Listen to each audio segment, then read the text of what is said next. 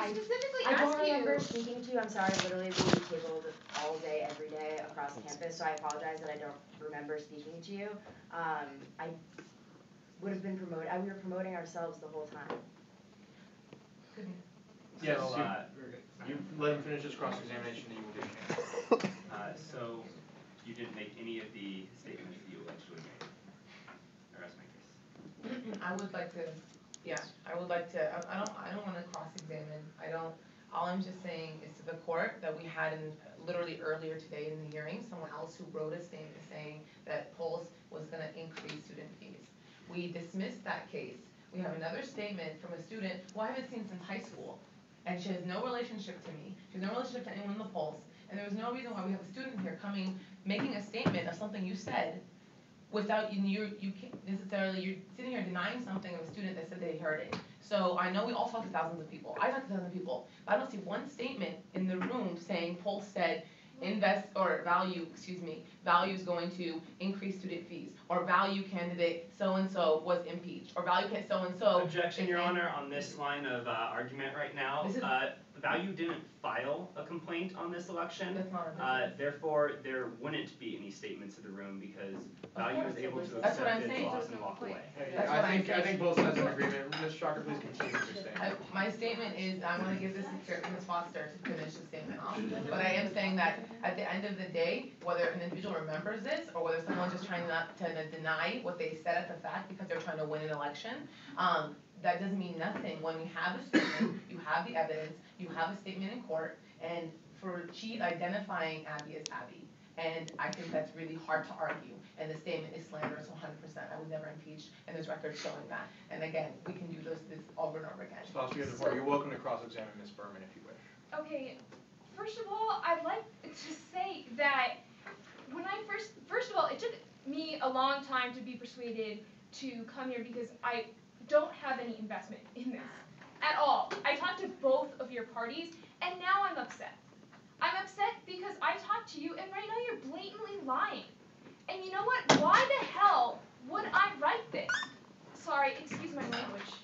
Why would I write this? Why would I write this? Why would I drive here, be frustrated with traffic, and come here to talk unless you had actually told me those things? Because when you told me those things, and I was like, oh, that's really interesting. I thought really poorly of Isra. I hardly even knew her. And I was a little bit upset and also questioning what had happened. And here, I didn't even know what the financial stuff was. But right now, you're looking at me just completely smugly, and you're denying everything that you had said. Just keep to your statement, nothing personal on what she said. Okay. I mean, those are things that you said to me specifically when we were in the rec center. And now you're denying all of it. Ms. Berman, if you would respond. I am simply stating a fact. I know that I wouldn't have said those things. I don't have grounds to say things like that. And I was campaigning very hard to promote myself. I don't have I had no other intentions when going through with the campaign. Are you currently the president?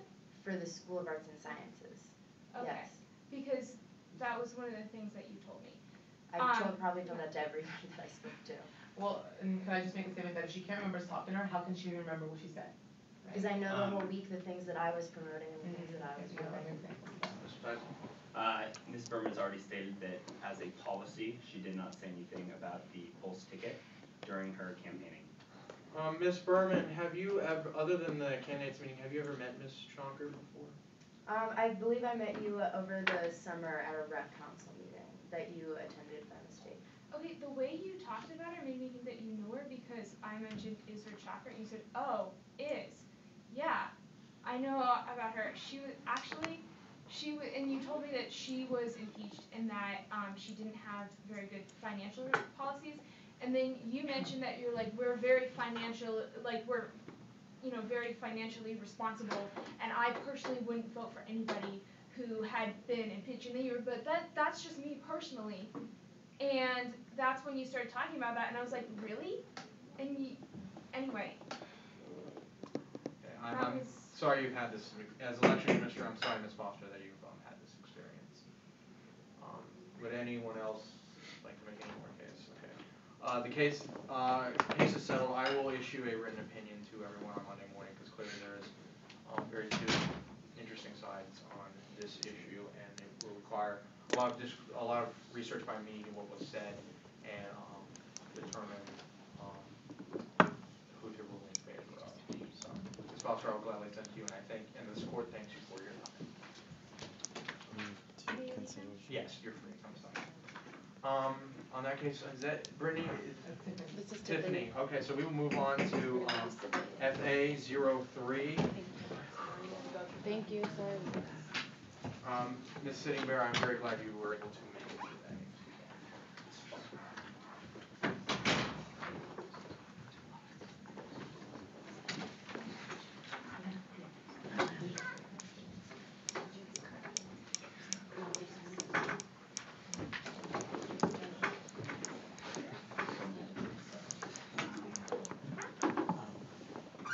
Okay, the case is plaintiff Ms. Tiffany Sitting Bear versus defendant Mr. Austin Hernandez on the charges of, I will actually make clear that harassment and discrimination is listed on here, but harassment's not is not in the election code, so I only can litigate against the discrimination part. So we will go ahead and start that. Ms. Sitting Bear, you have the floor, and Ms. Chalker as well. So you state your case. Okay. Well, I was tabling at Sewell Hall, promoting the Pulse, and I was talking to a girl, I don't know who she was. I was telling her what the Pulse was because I was trying to get her to vote. And then these two value guys came up. It was those guys, Nicholas and Austin. 1 second, can you point out the two people on the floor, Ms. Chalker, please? That guy. Okay. And then that one. Okay, let the record state that she has identified Mr. Calano and Mr. Austin, Mr. Hernandez. And then they just like walked up to me and put their laptop on the table and told me I had to leave, that they had the table. And I'm only a volunteer, you know, and I didn't know anything. It was the first time I'd ever tabled by myself. And I just felt like they didn't have to be so rude about it by just straight up telling me to leave. And then I didn't know what to say, and I said, well, Iz said that I could be here because she assured me that it was okay, I was there. And they were just like, well, no, you have to leave right now because I'm gonna, what's his name? Election Commissioner. No, yours. Austin. Austin. Okay, Austin was the main one who told me to leave, and he was like, well, I'm gonna call my election commissioner. And I said, well, can I call Iz first because she said that I could be here, and they didn't really say anything. I just called her anyways. And I called her and I just told her that there are these two guys who told me to leave. I didn't know what to do. Should I leave? I thought I could be there. And she told me to stay there and ignore them because she assured me that it was okay for us to be there.